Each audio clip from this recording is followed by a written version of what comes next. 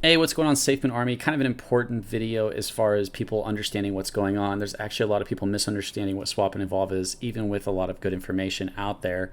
Swap and evolve right here. This is Safemoon Gloobiz's website. It's actually really cool. You can see when the first swap and evolve is going to happen. Right now, we're at 44.936 BNB. That's how much we have saved up. Once this gets to 132.32 BNB, swap and evolve will be manually triggered by the team, whoever's been designated to trigger it, because it's not auto. It's not once it fills up, it automatically happens. It has to be manually triggered. Once that happens, half the BNB will be sold into the liquidity pool, which will be a buy on the charts because you're sending BNB to the LP, and then it'll take the Safemoon and the BNB and pair it into the liquidity pool. Right now, that's about $42,000 worth of BNB if it was to fill up to 132.32. So it would be about a $21,000 buy and then a pairing of liquidity right after, which is pretty cool to see. But what a lot of people aren't understanding, and what I really just want to make really clear in this video, if I can, if it isn't already super clear to you, that this doesn't change anything. In order for swap and liquify to happen, there was positive price action filling up a wallet with Safemoon. And once it hit that threshold of 500 billion Safemoon, it would automatically sell half. And that was what we were seeing on the charts. So what swap and liquify was positive price action that led to a negative price action.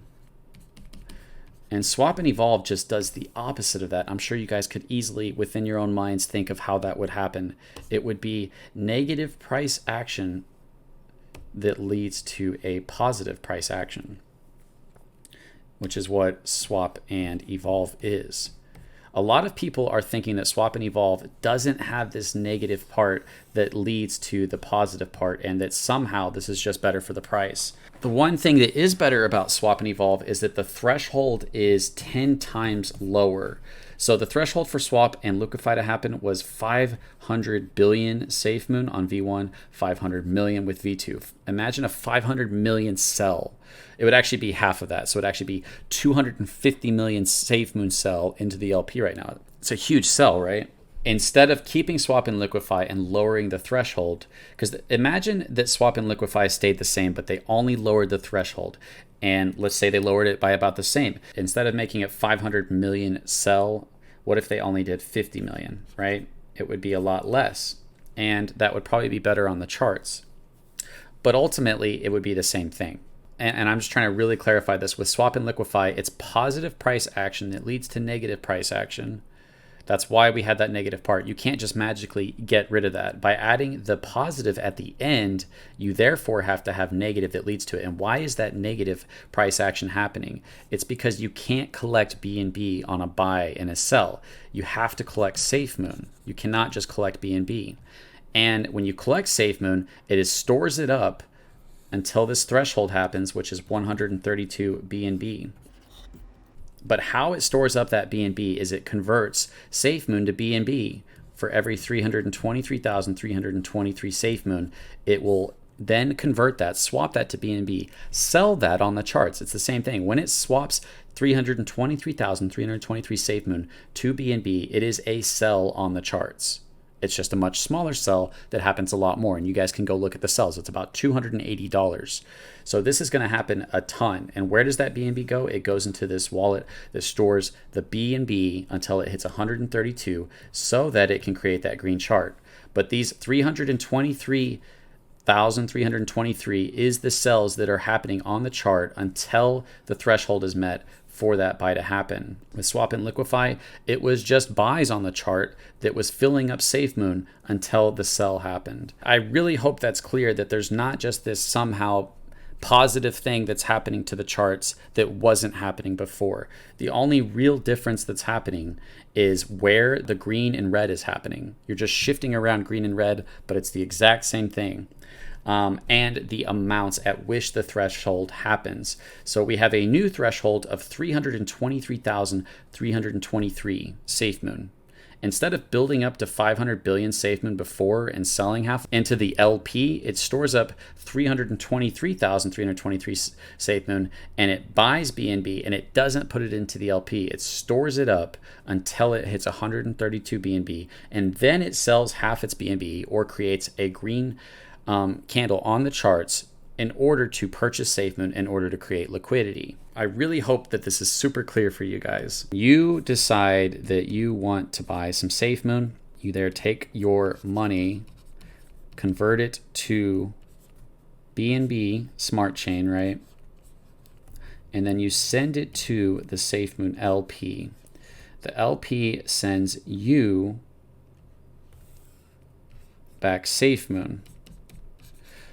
It cannot tax the BNB that you sent to it. It can't tax that. It has to tax the Safemoon. Once it taxes it, whether it was the 5% or the 3%, right now it's a 3% tax. 3% of that Safemoon, or 3% of all volume, everybody buying and selling, is going into a wallet that's going to be our swap and evolve. This is filling up with Safemoon. It's until it hits 323,323, and they can change this if they want to. It converts it into a different wallet of BNB. Now, in order to convert that Safemoon into BNB, it has to sell the Safemoon into the LP in order to put BNB into that wallet until that wallet hits 132 BNB, so that it can sell half and then paired with the other BNB that's left so that it can put it into the LP. That's what's happening with swap and evolve. You buy BNB, you send it to the LP. It cannot tax your BNB, so it taxes your Safemoon before you get it. It's taxed. The Safemoon's stored up. The Safemoon is being converted on a smaller threshold of 323,323 into BNB, which eventually creates a buy in the charts. But that big buy from swap and evolve has to come from selling of Safemoon. It has to come from that. Just like with swap and liquify, the big sell from Safemoon had to come from the buying of Safemoon. So ultimately, the main change that might happen is the psychology of investors. If investors see these small buys that lead to a drop off, it might freak out investors and make them go, that's a 250 million Safemoon sell, and I'm afraid other people are going to sell, so I'm going to sell my bag. Otherwise, this is the exact same thing that's happening with swap and evolve. Swap and evolve just happens at a 10 times lower threshold, meaning swap and evolve is happening 10 times until it hits here, but it's the exact same thing. And it's going to go down and then up and then down and then up and then down and up. But the movement is the exact same as what is happening up here. There's no extra price movement happening unless it changes the psychology of investors' mindsets to want to buy more than sell. This threshold was 10 times bigger. This was 250 million Safemoon being sold, and this one would be about 25 million Safemoon being sold. So that's the main change that's happening, is that the thresholds have been changed, and that instead of storing up Safemoon with swap and liquify to sell half into the liquidity pool for 250 million Safemoon, we are selling Safemoon at a much lower threshold, which is 323,000. In order to get BNB, in order to store that BNB up to 123 BNB in order to create green on the charts. The only difference is going to make this a good thing is that from our swap fee, we have 0.17% that's also going to feed into this BNB, and from our transfers, anybody who's transferring wallet to wallet that's not buying or selling Safemoon, it's only a 2% fee, and 0.5% of that is going towards feeding this BNB as well. So 0.5% from transfers and 0.17% from all swaps on the Safemoon swap is also feeding this wallet, which is going to help trigger these buys more often. So that is positive in itself. But outside of that, swap and evolve and swap and liquify are no different other than the amounts of the thresholds of when it happens and where the green and red is happening. But it's an equal amount of green and red happening between swap and evolve and swap and liquify. So the main difference really is not that there's positive or negative price action happening, because it's the exact same. It's that the threshold has been changed, and before it used to be a 10x times higher threshold. Before, the threshold was 500 million Safemoon. Now the threshold is technically, right now, it was 132 BNB, which is 51 million Safemoon. So the threshold is about 10 times lower, which means that by the time that the 500 million Safemoon built up in order to do the sell the same amount of time. The 51 million Safemoon would have done it 10 times already. So instead of happening all at once because it's 500 million, it happens 10 times because it's 51 million.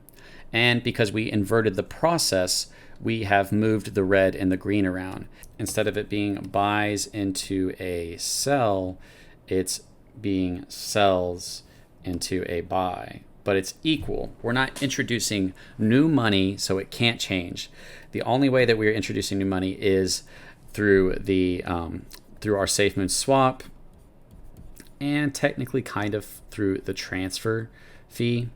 Now, if Safemoon chose any of our utilities, possibly the exchange or any other utilities we have to help feed BNB, then this becomes an actually pretty cool thing to watch with Swap and Evolve, is that when we're feeding outside source of BNB into that threshold that helps it trigger more often, that actually is a positive. But that could also have been done with Swap and Liquify, and it wouldn't have changed anything. So the main thing that I hope people understand is that Swap and Liquify and Swap and Evolve is just a moving around of the red and green, but it's still equal. It just is happening at different amounts at different thresholds. I hope I've made that really clear. If you feel like I haven't, let me know down in the comments, and make sure to drop me a like, comment, subscribe for making this content. I really appreciate you guys taking a second to do that, and I'll see you guys in the next video.